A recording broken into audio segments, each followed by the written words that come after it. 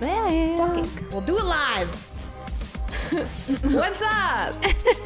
Before we start this episode, I have to say, please, if you like this podcast, share it with your friends. Tell your friends to listen to it on Spotify or any of the apps, or watch it on IGTV or YouTube. Apple?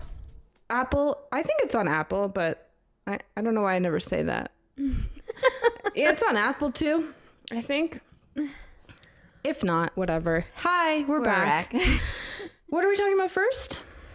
Let's talk about doctors. Doctors. Let's talk about doctors. Let's talk about doctors, baby. Let's talk about you and me. Let's talk about all the things they try to prescribe me that I don't need. That actually turned out to be a deadly song. Yeah, and think I'm gonna sing that to my doctor next time I go there and he tries to unnecessarily prescribe me something. Right? We should make a Weird Al Yankovic profile. That didn't work. Sorry, I was just trying to see if our thing was on Apple Podcast, but I put in the wrong thing. So okay. Whatever, I'll check it later. So yeah, what's with doctors? Like, do they even really care about us anymore, you know? Yeah, I mean, it's really just become about pushing prescriptions, really, I think. Mm-hmm. So I guess the reasoning why I want to talk about this a little bit is my recent doctor experience that I had. So I had some like blurry tunnel vision stuff going on for a little bit. And so I had a doctor's appointment booked, and I went and booked in quickly before my doctor's appointment with somebody else just to get some blood work and stuff done, so that while I was having those symptoms that I could get the blood work done at that time. So if anything was going on, it would show up, hopefully. And yeah, so I went to my doctor's appointment, just a regular, that time of the year appointment, the lovely physical. Yeah. Mm-hmm. Yeah, we'll call it that. And I told my doctor that I had gone off of birth control, and immediately he tried prescribing me more birth control and didn't even ask why I went off of it. Just wanted to, get me on something else. He started talking about IUDs. He started talking about under the skin implantations, injections. And I just looked at him and said, did you not say that you do not like putting IUDs in women who have not had children yet? Last time I asked about this, like a few years ago. Oh, well, I've done thousands of them, and, I've done lots. And then I said, well, most of the women that I know that haven't had children, that have had complications with IUDs, have all not had children yet. Mm-hmm. So, no thank you. And I just said I wanted to live a more natural life, and I didn't want to pump my body with any hormones anymore. And yeah, it just was really weird that he didn't even, think to ask if I was trying to conceive or anything like that. Because if I was, then you think he would give me advice or tell me how long that I should be off birth control until trying to conceive. And yeah, like something. Yeah, he didn't ask a single question why I was going off of it. And I told him that I felt like I was having a lot of symptoms from the birth control. And yeah, he just didn't seem to give a flying fuck about the reasoning that I wanted to go off birth control. He just wanted to put you on more hormones, like something else. Yeah. He just wanted, prescribe me right away. So then I get my, lovely pap done. And he says, doesn't love a pap smear? Oh my God. And it's so embarrassing every time I go. Like, every time it's like, okay, scooch down. Yeah, bring your bum to me. Bring your bum towards me. It's like, and then this time it was, Kate, you need to put your bum down. Because I was just like so tense. And, I don't like it. So he does that. And then he says, well, looks like you have some bacterial vaginosis, which is very common in women. It's basically just a pH imbalance.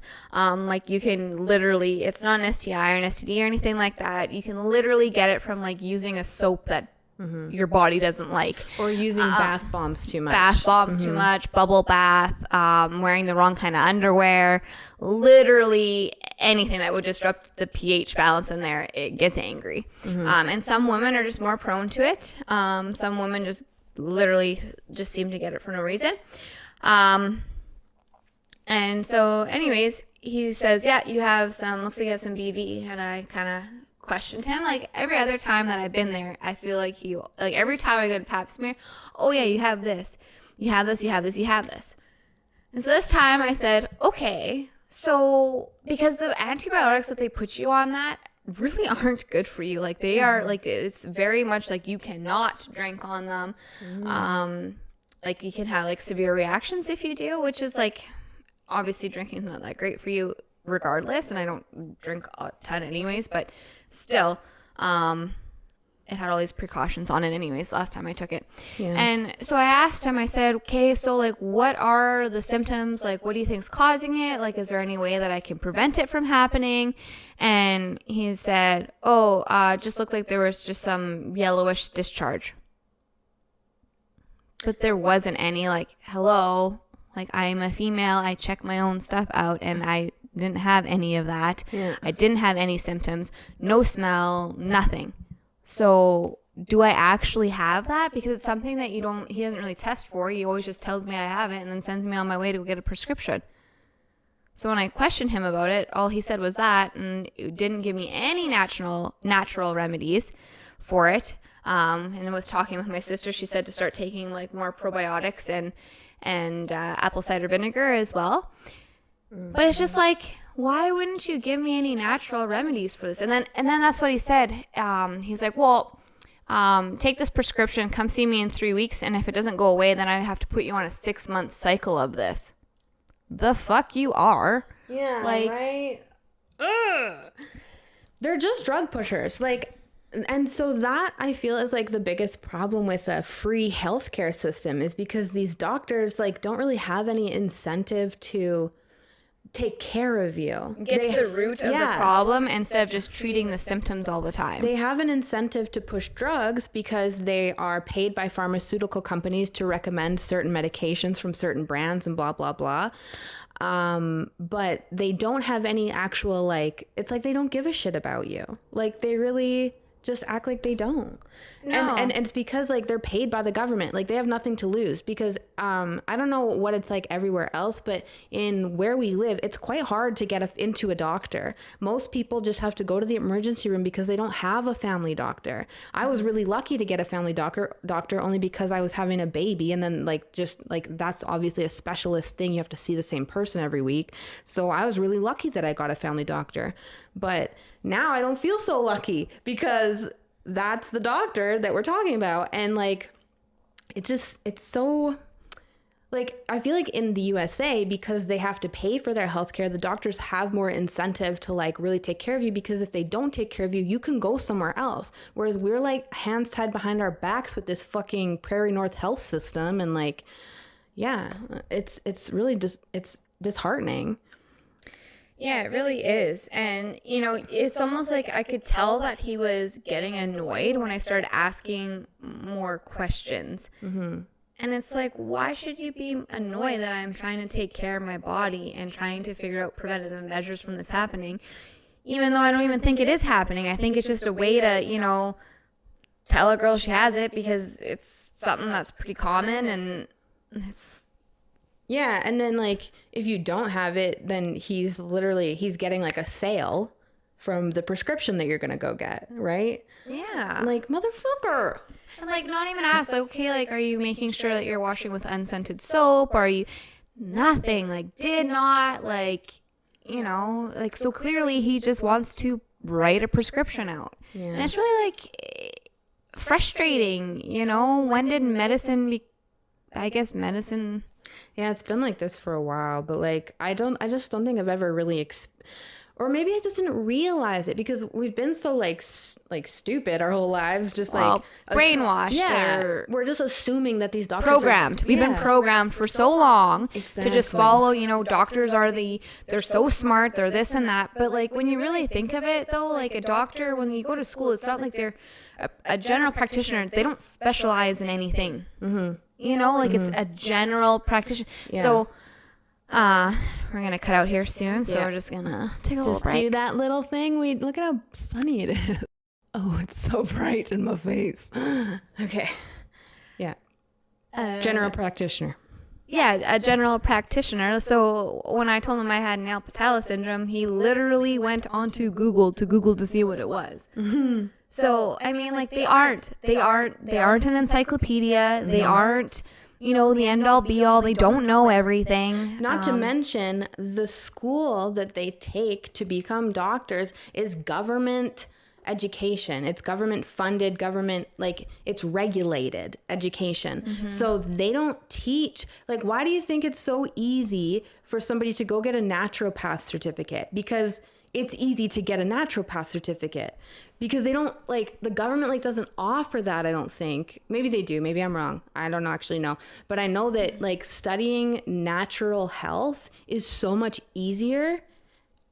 I mean, it takes longer because there's a lot more to learn, but it's easier to do rather than pay thousands and thousands and thousands of dollars to become a doctor, because it's the government doesn't want you to look to natural remedies, because then they don't make any money, right? Yeah, which is super sad. Because sunlight is free, vitamin D is free, vitamin C is free. All of these things that we actually need are very, very low cost. And that's why they don't want us to have them, because we'd be these healthy super beings and not be reliant on the government and not be reliant on these insane prescriptions that kill us. How many people out there take a pill for something? So say you take a pill for heartburn, but all of the side effects, there's 50 side effects to heartburn medication. So is it really worth it? Yeah. So wouldn't you rather treat the root of the problem? Hey, don't eat spicy tomatoes or whatever the frick you're having an indigestion about. Or even further than that, heal your gut, go on a raw diet for a month, heal your gut. And then maybe you can eat those spicy things without your gut having the reactions to it. Yeah, that was me when I had to go on a gluten-free diet. I went on a strict gluten-free diet for a whole year because I was having a lot of gastro issues. And since I did that, I can now eat gluten again. I don't have the issues that I was having before. So I just did a complete cleanse of my body, and it worked. Obviously, yes, it healed. That's not going to work for people, that have celiac, because that is an autoimmune disease. And maybe if they did it long enough, but a lot of times by the time they catch that, there's a lot of damage that's already been done. So I understand that, yeah, some people, there's certain things that you can't heal with natural remedies, but there are certainly a lot of things that you can heal. And I just want to read off this thing that I read, and I really hope you guys really think about this. So it says, this is from Amanda Wilcox. She's from the United States, and it says, I'm a nurse. I've been one for 13 years. It wasn't until about 5 years ago I started asking these very questions. Nursing is the most trusted profession in America, and those of us who speak out against the agenda are really looking out for your best interests. Just listen to that. Speak out against the agenda. Which, what do you think your schooling is? They're programming you to think and do everything a certain way. Someone tell me why. Why don't doctors tell you to take magnesium instead of stool softeners, which dehydrates the bowel? Why don't doctors tell you to change your diet when you have heartburn and indigestion instead of giving you Prilosec? This causes more heartburn, colon cancer, and osteoporosis, and leaves food fermenting in your body. Why don't doctors tell you that herbs in certain foods can also heal? Why don't doctors tell you to lower toxic chemicals in your home and when you have constant headaches and allergies? These fragrance and chemicals cause toxic buildup in our cells and cause more allergies and headaches. Why aren't you informed by your doctor that if you eat a grapefruit a day, it will lower your blood pressure naturally and you don't need pills? This is why a person can't eat it while on blood pressure meds. Interesting. Why doesn't your doctor tell you to take activated charcoal for headaches, bloating, gas, skin issues, colds, food poisoning? Activated charcoal bonds waste toxins for the removal from the body. There you go. Why don't doctors tell you about herbs and herbal teas to support immune and digestive functions? Different herbs help different organs and their jobs to keep the body healthy. I think we should link to this post because it seems like it goes on a long time. 5 minutes left. But it's good stuff. Probiotics. Why don't they tell you to take probiotics? Or why don't doctors create diet lifestyle plans for patients instead of offering pills? Diet and lifestyle choices are 90% plus cause of all illnesses. Yeah, and we will put a link to exactly what she just all said below so that you can check it out for yourself and research what this lady is saying, because what she is saying could save your life. But why doesn't your doctor tell you that? Like, because if everybody was healthy, they wouldn't need as many doctors. Yeah, and they wouldn't make as much money. Like, I don't even think it's a doctor thing. I think it's just a money thing. Like, nobody makes money off of healthy, happy people, really, because when you're sad and sick, you buy things and do things to try to make yourself feel better. And that's what they want. They want sick, sad, miserable humans in the world so that we are always buying what we think we need, right? Mm-hmm. Like, and like, just to go back to like the birth control thing, like I just had an IUD removed like 3 months ago because it was fucking killing me. It was ruining my life. It was making me crazy. It was making me sick, bloated. I had so much pain randomly all the time, and I was crazy. It was causing such an imbalance in my brain. I was depressed. I was angry. I was feeling hopeless. I was feeling suicidal. Like literally, it was the worst state I had ever been in mentally. And as soon as I removed the birth control, I have leveled out completely. And that's like a public service announcement to all the women, whatever birth control you're on. And like birth control can almost kill you. Like Terelyn Baznaska, right? The Love Within Healing girl from Lloydminster almost died from getting an ectopic pregnancy on her IUD. Like, they don't fucking warn people about this. When I went in for the IUD, my friend was like, oh, it's the best. And I was like, okay. And I went and got it, and it was all good. And I was fine for a long time until I wasn't. But guess what? My doctor wanted to just give me antidepressants and put me on all kinds of medication that I didn't fucking need, because all I needed to do was remove the thing that was inside me, fucking me up in the head. Like, yeah. And then that really like makes me wonder, because girls and women are going on birth control so early and staying on it for so long. Like, when did you go on birth control?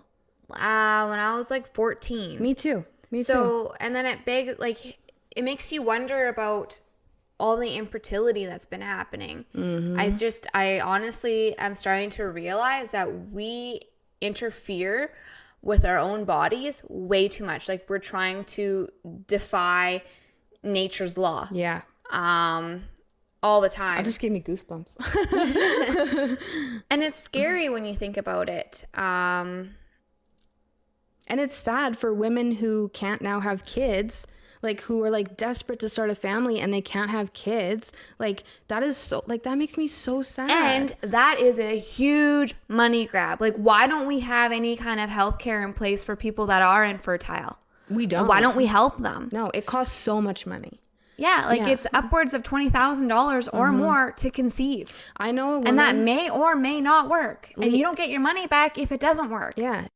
Mills and Leanne Mills were on global news in Lloydminster because they had been trying for years to try to, like, doing fertility treatments and trying to have a baby, and they just couldn't get pregnant. And it broke my fucking heart. And then now to this day, when I read about things like these fertility treatments, these fertility clinics, there's the success percentage is so small, but the cost is so high. And the mental cost, nobody talks about that. Like, the emotional and mental cost of spending $20,000 and you still don't have your precious baby. Like, man, I'm sad. Like, yeah. And like, I personally know quite a few women that have infertility issues. Mm-hmm. Like, why do I know so many? And like, granted, maybe people didn't talk about it as much, like, when we were younger, but it just seems like more and more and more. And it's like 1 in 3, but I don't know. I'd really like to dive deep into like further history of this, and we're running out of time, but there is like an interesting side of it. But talk to your doctor and question your doctor and research what your doctor says. Yeah. And be careful with the medication you're on. Like, whether it's birth control, acid reflux, blood pressure pills, everything. Try to get as natural as you can. For real. For realsies. For real, be healthy. Man, I feel like we're fucking